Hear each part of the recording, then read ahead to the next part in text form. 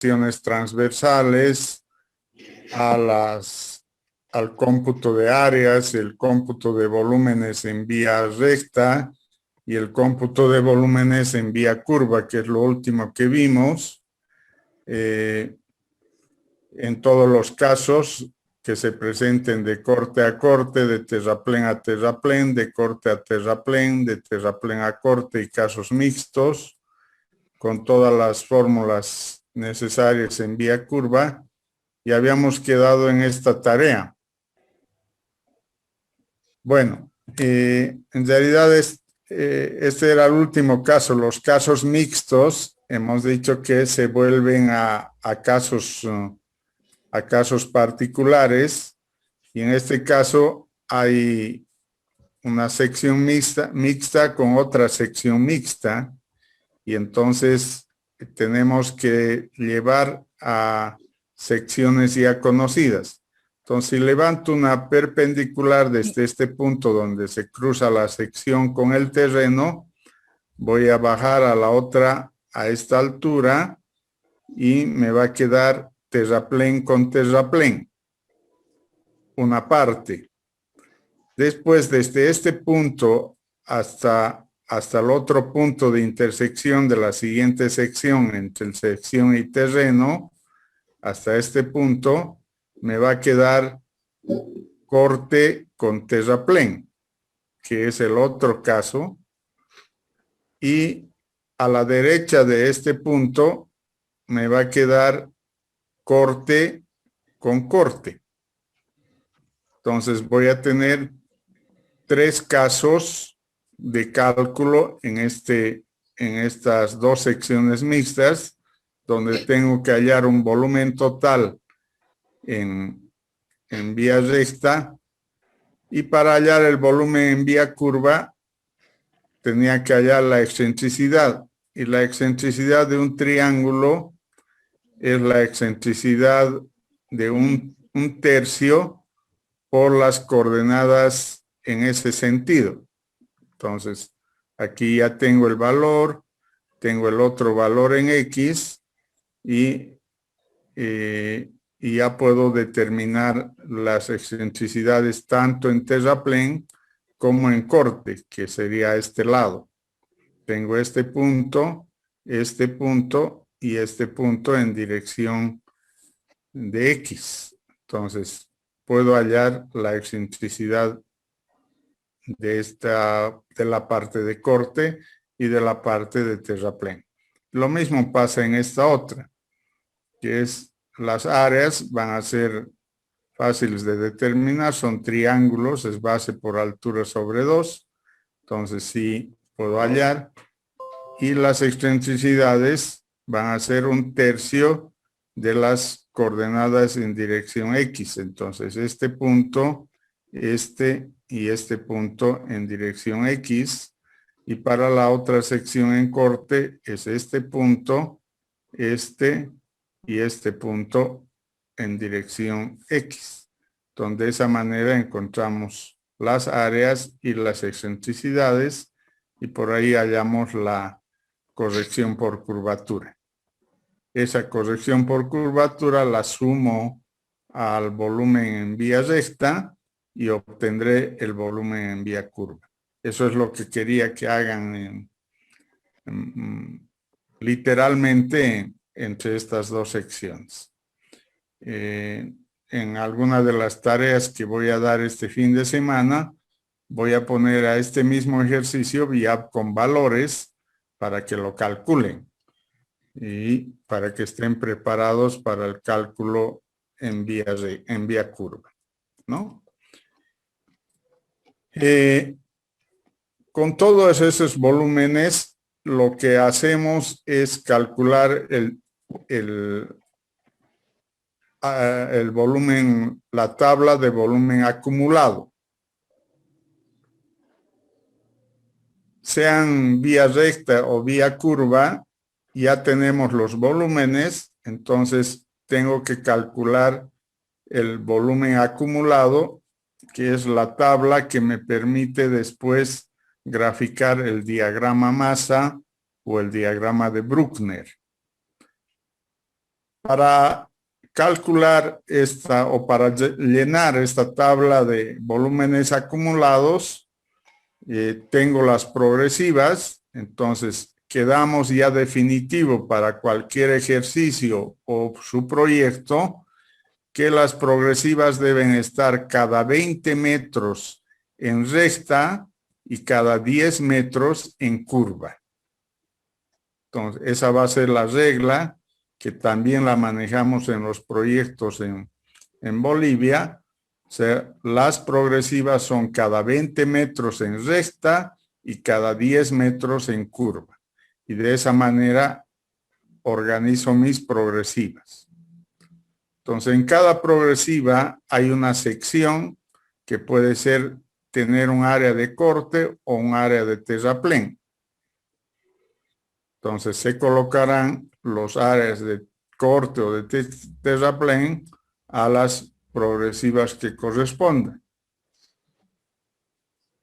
En la primera línea estarán los valores de la progresiva 0 más 0 y sí puede tener secciones. Si la rasante va a empezar por encima o por debajo del terreno, sí va a haber secciones. Solo sería 0 si el proyecto va a empezar exactamente donde está el terreno. Y esa va a ser su cota rasante. Pero que no es normal. Lo normal es que también tengan sus áreas. Y si tienen sus áreas, van a tener... no van a tener volúmenes en la primera sección, pero ya entre la primera y la segunda ya va a haber volúmenes o de corte o de terraplén o de ambos, ¿no? Entonces estos valores tienen que ser conocidos, estos valores tienen que ser calculados y aparece la columna del volumen corregido. ¿Qué es el volumen corregido y por qué hay un volumen corregido? Entonces, el volumen corregido hay porque hay un cambio de las condiciones del material desde donde estoy sacando el material que tiene un volumen no alterado, que es, si fuera roca, es la roca, y si es material en donde estoy haciendo corte, es el material de corte, pero ese material está comprimido en el terreno que voy a mover con la maquinaria. Entonces, eso tiene un volumen que está consolidado. Ese material, cuando ya lo hago la excavación, se convierte en material suelto, ¿no? Es un material suelto. Ese material suelto tiene una expansión. No es este mismo volumen, sino es un volumen que tiene expandido. En otras palabras sencillas, 1 metro cúbico de volumen de material de corte no va a ser 1 metro cúbico en material de relleno o de suelto, sino va a ser un material que esté expandido. ¿Cuánto puede expandirse? Desde 5 a 25%, dependiendo del tipo de material. Una arcilla no se expande lo mismo que una arena no se expande igual que una grava y la roca no se expande igual que las anteriores. Entonces, esto puede expandirse dependiendo del tipo de material. Pero más o menos en estos rangos, del 5 al 25%. Entonces, el material que está en corte, voy a convertirlo en un material suelto. Y ese material suelto tiene un volumen expandido mayor al volumen no alterado. Una vez que el material está suelto, lo puedo llevar a un acopio o lo puedo llevar al lugar donde voy a utilizarlo, este material, que podría ser un terraplén. Entonces, ese material lo puedo llevar hasta un lugar donde va a estar utilizado, todavía en suelto, pero ese material ya para utilizarlo como terraplén va a ver que es un volumen que se contrae. Ese material suelto se contrae para formar los terraplenes. Esa contracción varía entre 10 y 25%, también dependiendo del tipo de material. Entonces, en definitiva, hay una expansión del material y luego una contracción cuando lo voy a utilizar ese material en terraplén. Esas condiciones de condición natural a expandido, suelto, y de suelto a compactado terraplén generan un cambio de volumen. Entonces, no es el metro cúbico que utilizo acá de corte, no va a estar en un metro cúbico aquí en el terraplén, sino va a ser diferente. Entonces, esa corrección tiene que representarse en esta tabla, en esta columna. Y tiene que corregirse uno de los volúmenes para que entre ese volumen corregido. Entonces, se puede corregir al corte o se puede corregir al terraplén. Si lo corrijo al corte, puedo mayorar el corte o minorar el corte. Y si lo corrijo el terraplén, puedo minorar el terraplén o mayorar el terraplén. Entonces, se tiene que elegir en la práctica qué es lo que se va a hacer, cuál va a ser el criterio para hacer la corrección. Normalmente en Bolivia utilizamos el criterio de incrementar el corte y así hallar un volumen corregido.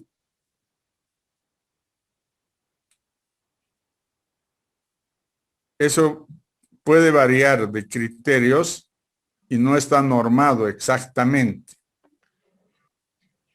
Entonces, pero tengo que hallar un volumen corregido porque si no hago esto, sería mentiroso decir que un volumen, un metro cúbico de corte es un metro cúbico de terraplén. Eso no es cierto.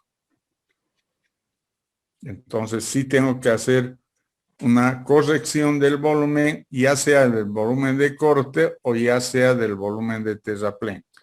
En cada proyecto habrá que elegir primero volumen corregido. Si decidimos hacer el volumen de corte, la corrección, entonces estos valores de corte de acá tienen que ser corregidos y el verdadero volumen de corte vendrá a esta columna, donde el volumen corregido. Si decidimos por corregir por terraplén, ya esta columna ya no va a servir y los valores corregidos van a ser los valores de terraplén. Esa es la figura para llenar estas casillas de volúmenes en la planilla de volúmenes acumulados. Y finalmente es el volumen acumulado. El volumen acumulado es el volumen anterior, que en este caso estoy partiendo de 0, es el volumen anterior más el volumen de corte menos el volumen de terraplén, y eso me va a dar el siguiente valor. Más el volumen de corte menos el volumen de terraplén, y me va a dar el siguiente valor. Entonces, de esa manera voy obteniendo los volúmenes acumulados. Cuando son, para que sepa si los volúmenes son en corte o terraplén, le voy a poner signos a estos volúmenes. Entonces, al volumen de corte le pongo signo positivo y al volumen de terraplén le pongo un signo negativo. Entonces, va a ser más el volumen de corte menos el volumen de terraplén. Ese será el volumen acumulado. De esa manera se llena la tabla de volúmenes acumulados. Una vez que tengo la tabla de volúmenes acumulados, esto ya lo dijimos, por expansión se incrementa el corte con factor de expansión y por contracción se reduce el terraplén con factor de contracción. Entonces, los factores que intervienen para ese cambio de volumen son los factores de expansión y contracción.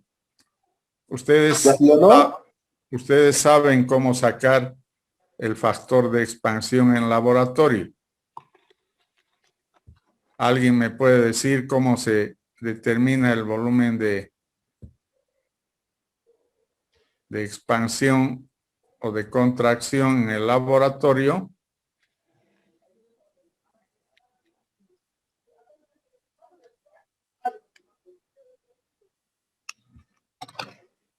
¿Alguien ha hecho ese ensayo?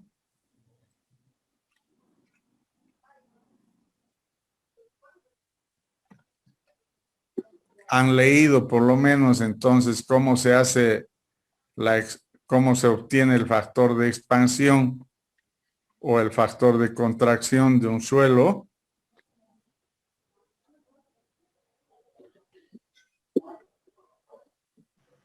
Sumergido, dice Inge. No, entre el suelto y el compactado.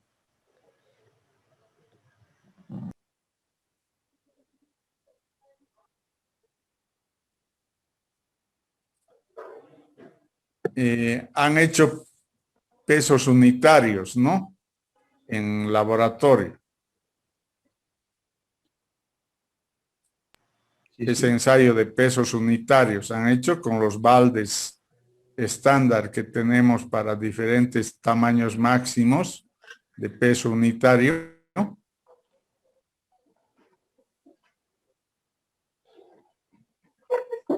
¿Alguien se acuerda? En tecnología del hormigón hemos hecho, creo. Ya. También se hace en tecnología del hormigón para el caso de agregado para hormigón, ¿no? Pero después podría ser para cualquier material. Bueno, entonces lo que quiero es que vayan repasando dónde han hecho, pues seguro que conocen los moldes de peso unitario y cómo se hace el ensayo, ¿no? El tema es que con esos valores de pesos unitarios, suelto y compactado, sí puedo determinar mi factor de expansión o mi factor de contracción por una relación de esos factores o de relación de esos pesos unitarios. Entonces, lo que estamos acostumbrados a hacer en Bolivia es usar un factor de expansión cuando se incrementa el corte o utilizar un factor de contracción cuando se reduce el terraplén. Entonces, uno de esos criterios, no los dos, solo uno de los criterios que vamos a utilizar. Normalmente es el primero, incrementar el corte.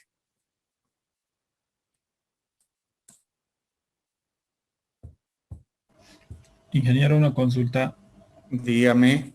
¿Y para qué se utiliza el cuadrito ese de la columna de volumen corregido? Para graficar este diagrama de masa. El diagrama de masa que ahorita vamos a hablar se grafica con las progresivas y el volumen acumulado. Entonces, el volumen acumulado sale de la tabla de volumen acumulado. Para eso se utiliza esa tabla. Entonces, como ya tenemos el volumen acumulado en la tabla, podemos hacer el gráfico del diagrama masa o diagrama de Bruckner. El diagrama de masa se define como el volumen de material multiplicado por la distancia que se desplaza durante la construcción. La línea del diagrama de masas representa los volúmenes de transporte gratuito y transporte de pago en condiciones de corte y terraplén de una alineación. Entonces, el volumen acumulado es graficado en lo que se conoce como la curva masa, o el diagrama masa, o el diagrama de Bruckner, porque es el autor de la forma de medir los volúmenes acumulados. Entonces, la tabla que habíamos visto anteriormente, esta columna de volumen acumulado y esta columna de progresivas me sirven para graficar esta gráfica que es el diagrama masa. Entonces, en las progresivas están aquí anotadas como 1, 2, 3, 4. Deberían ir las progresivas del proyecto, ¿no? Por eso son las progresivas. Y en el eje Y están los volúmenes acumulados. Entonces, para tener los volúmenes acumulados, es importante tener una referencia. Y la referencia es esta línea amarilla, que sería nuestra línea de valor cero. Eso es lo que hacemos acá en Bolivia. Acá están en esta gráfica, yo he tomado uno como si el valor de cero estuviera mucho más abajo y aquí estuviéramos graficando a nivel de los volúmenes de 5.000. Pero normalmente nosotros hacemos una línea de balance en el volumen cero. Y lo que está en positivo van a estar por arriba y lo que está en negativo van a estar por abajo. Olvídense un poco de estos valores porque para ese procedimiento no son los valores de esta forma, sino este es un valor cero y arriba será 100, 200, 300 o 1000, 2000, 3000 y abajo será menos 1000, menos 2000, menos 3000, menos 4000, etc. Entonces, hacemos una línea de balance, que es la línea amarilla. Los valores voy colocando de los volúmenes acumulados para cada progresiva y son estos puntos. Cuando un proyecto ha sido bien ejecutado y bien compensado, esta gráfica del diagrama masa, esta curva, debería ser como una sinusoidal. O sea, debería ser como está acá, todos baja, sube, de manera que se estén compensando líneas de ascenso con líneas de descenso. Porque las líneas de ascenso son de corte y las líneas de descenso son de terraplén. Entonces, lo que estaríamos compensando es cortes con terraplenes. Eso sería lo ideal para una carretera. Encontrar que el diagrama masa es un sinusoide. Es muy difícil eso, hacer eso y llegar a ese resultado, pero debemos intentarlo, ¿no? Y eso depende del perfil longitudinal y de la rasante que hemos puesto. Porque si aquí la rasante es la línea de color guindo, vemos que hasta este punto la rasante está debajo del terreno. Y entonces hemos generado toda una línea de corte hasta este punto. De este punto hasta esta otra inflexión, el terreno está por debajo de la rasante. Entonces hemos generado toda una línea de terraplén.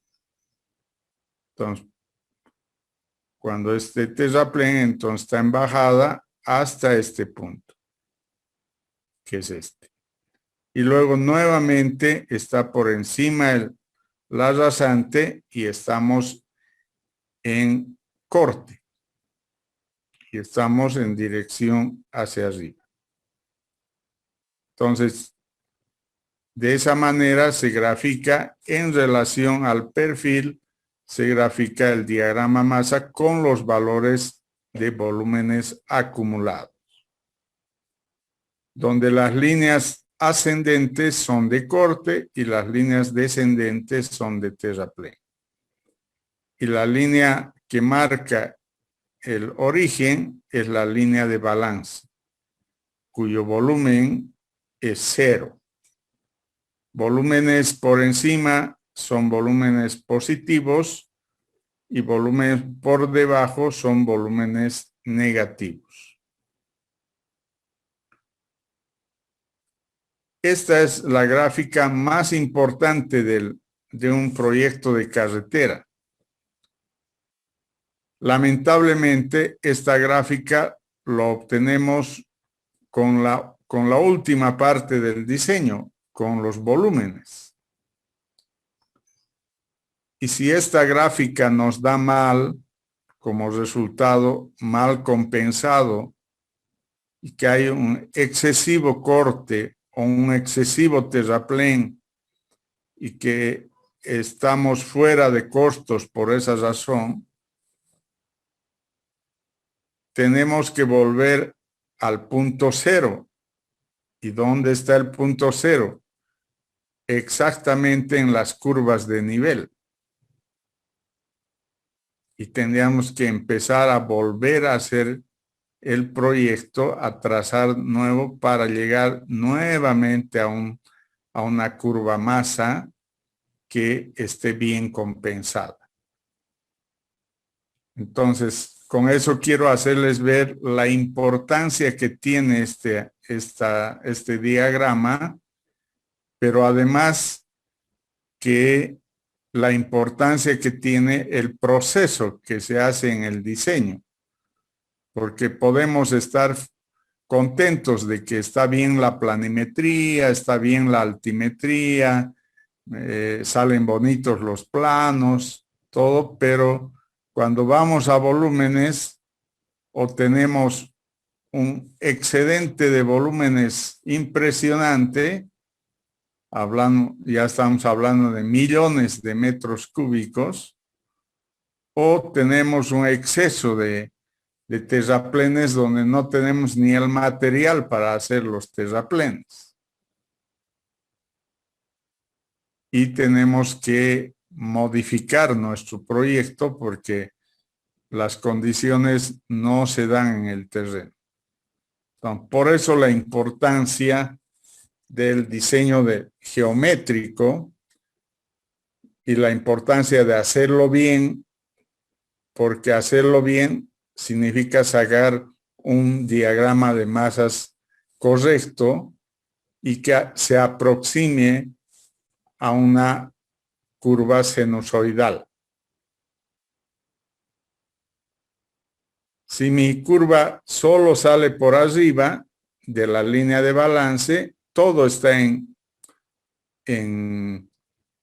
es un material de corte, entonces tengo que botar cantidad de material que me va a costar, primero me va a costar la excavación y me va a costar el transporte de ese material y tengo que construir buzones para depositar ese material. O sea, es un costo mayor. Si es al revés, si mi diagrama masa va por abajo de la línea de balance, estoy en un terraplén. Estoy armando mi carretera en el aire. Entonces, necesito mucho material para formar ese terraplén. No es lo más conveniente, ni es lo más estable que la carretera está armada solo en terraplén.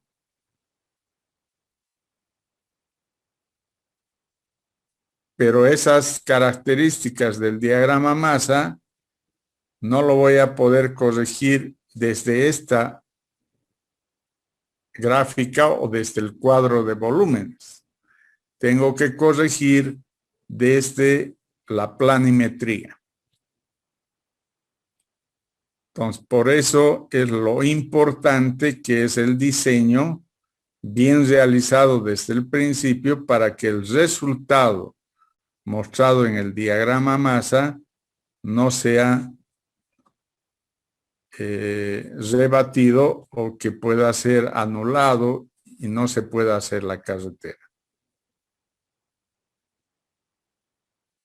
Además de esa función que tiene el diagrama masa de mostrarnos el resultado del diseño geométrico, este diagrama tiene otros intereses ya en la parte constructiva, ¿no? Porque en la parte constructiva sé dónde están los materiales compensados, dónde hay exceso de material en corte, dónde hay una falta de material en terraplén, a qué distancia está, cuánto voy a transportar los materiales de corte hasta los terraplenes. Todo eso puedo ver en este diagrama masa. Entonces ahora, aparte de ser un diagrama de diseño, se convierte el diagrama masa en un diagrama de apoyo a la construcción y a las acciones en la construcción que se debe hacer con los materiales. Entonces, por ese motivo, es doblemente importante este diagrama masa o diagrama de Bruchner. Con eso habríamos terminado este capítulo de volúmenes y vamos a pasar ya a ver el transporte en conceptos de transporte, pensando que eso tiene que ver con este diagrama más. Antes de pasar a eso, quisiera saber si está entendido, si hay que aclararles algo o hay alguna pregunta para concluir con el diagrama más. Ingeniero, yo tengo todavía la duda. Usted dijo que el volumen acumulado es el volumen anterior más el volumen de corte menos el volumen de terraplén, pero no mencionó el volumen corregido. Es que el volumen corregido, o sea, cuando voy a corregir por corte, entonces el volumen de corte se convierte en el volumen corregido. Y el acumulado es el volumen anterior más el volumen de corte menos el volumen de terraplén. Pero ahí ya no está interviniendo este volumen de corte, sino está interviniendo el corte corregido. Ah, ya. Ahora sí. ¿Ya? Gracias.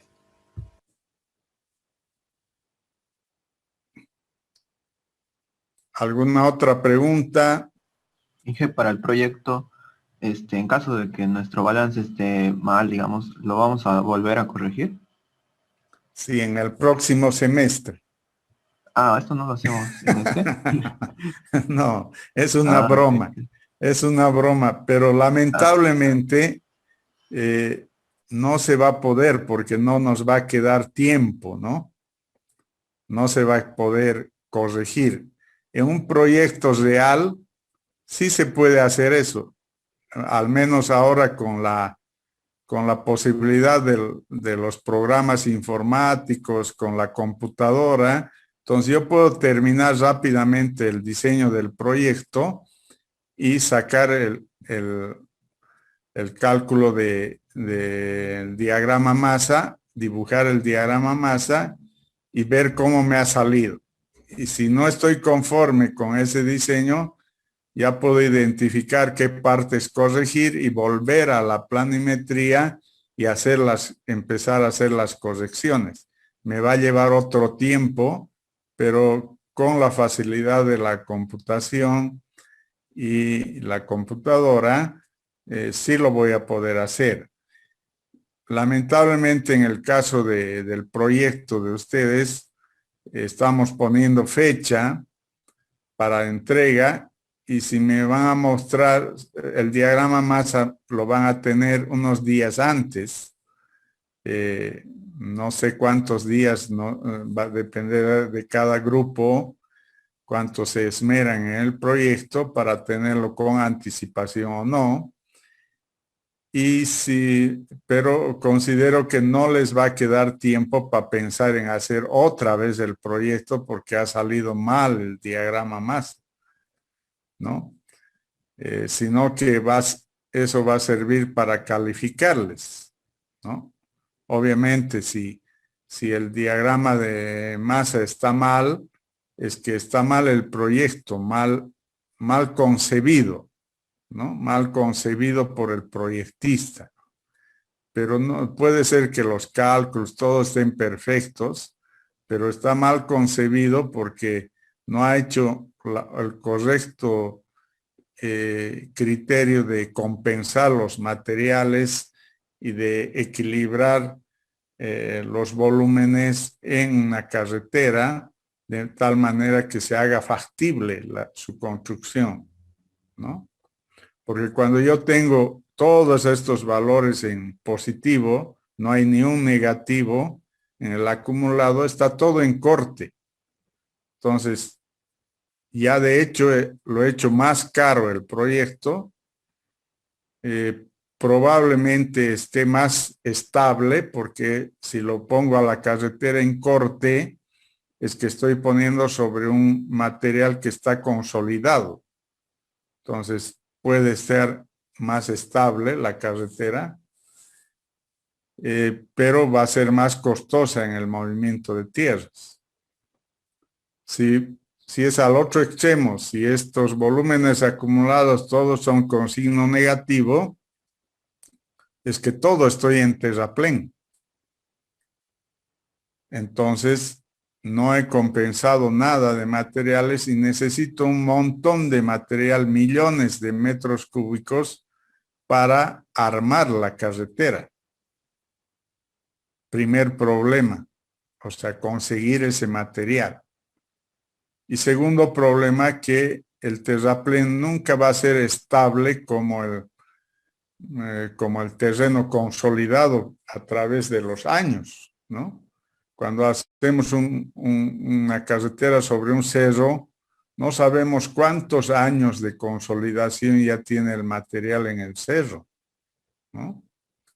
Entonces, sí está consolidado. Entonces, tiene una seguridad de estabilidad. En cambio, en el terraplén no tendríamos esa estabilidad y podríamos tener problemas de deformación constantes que se van a reflejar en la capa de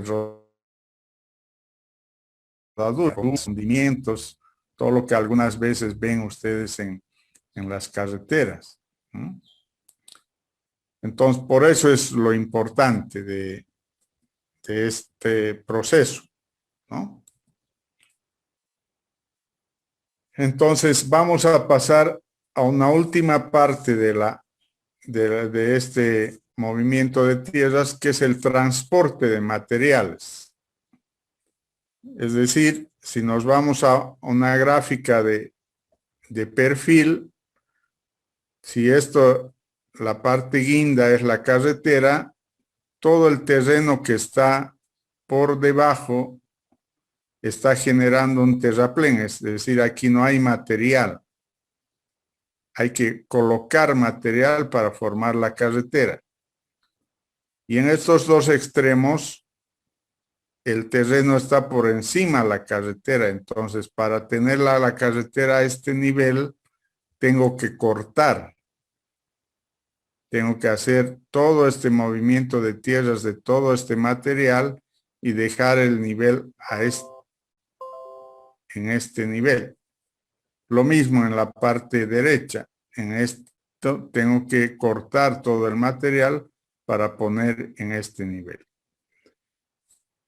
Entonces, ese criterio de hacer cortes o terraplenes es criterio del proyectista, porque esta rasante la hace el proyectista. Entonces, sí puedo subir esto o bajar. Si subo esto, esta rasante, voy a tener una rasante que es con menos corte al principio y con más material. Si en reemplazo de esta rasante tuviera otra rasante,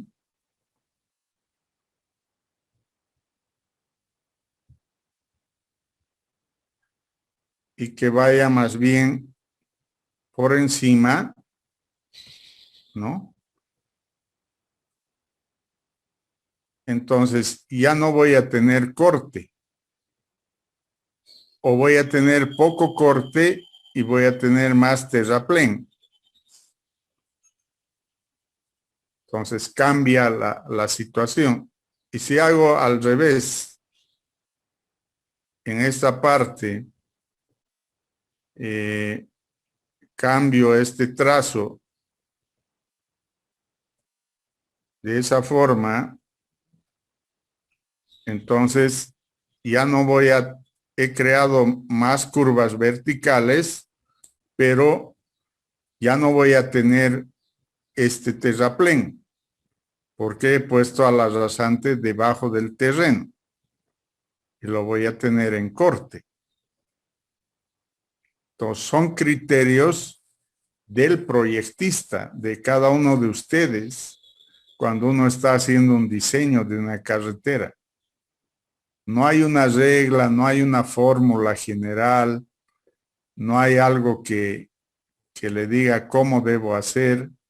Sí hay criterios y hay conceptos que hemos hablado, pero no hay una fórmula para el trazado. Entonces, tiene que ser cada uno que con algún criterio haga su trazo. Entonces, esa es la diferencia que yo siempre hablo entre un dibujante y un ingeniero. El dibujante puede hacerlo bonito y decir, aquí la rasante va a ser esta, y punto. No le interesa, no está pensando en el movimiento de tierras, está pensando en el dibujo. Pero el ingeniero no puede hacer eso. Tiene que saber si he hecho esta línea hasta este lugar, he generado un corte, porque le estoy poniendo debajo de el terreno. Si le subo como he hecho la línea roja, sí puedo subirlo, pero he subido la pendiente. Y esto tiene una pendiente máxima. Y entonces si la pendiente máxima es esta color guinda, entonces está correcto. No puedo hacer más, no puedo elevar más. Entonces, si quiero cambiar la situación de volúmenes, tendré que hacer algo más compensado. Y podré hacer esta compensación. Tener parte terraplén y parte de corte. Y decir, este corte se va a ir aquí a este terraplén, ¿no? Entonces, son criterios de proyectista que ustedes lo van a manejar más bien en su proyecto y ahí tengo que darme cuenta cuán buenos son sus criterios como proyectistas, ¿no? Porque esta es su primera oportunidad que se van a convertir en proyectistas de una carretera y los resultados tienen que salir lo mejor posibles.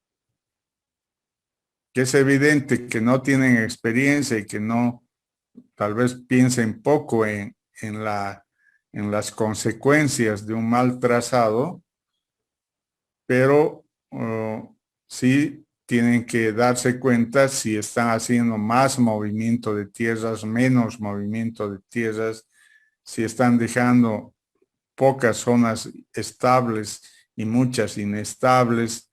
Todo eso tienen que darse cuenta en su trazado. Entonces, para eso es excelente el diagrama MAS.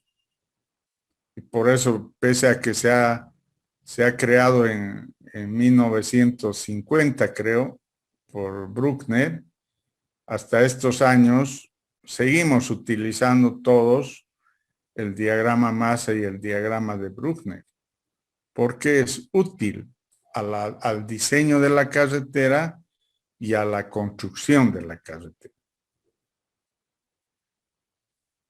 Entonces, vamos a ir ahora a partir de este diagrama que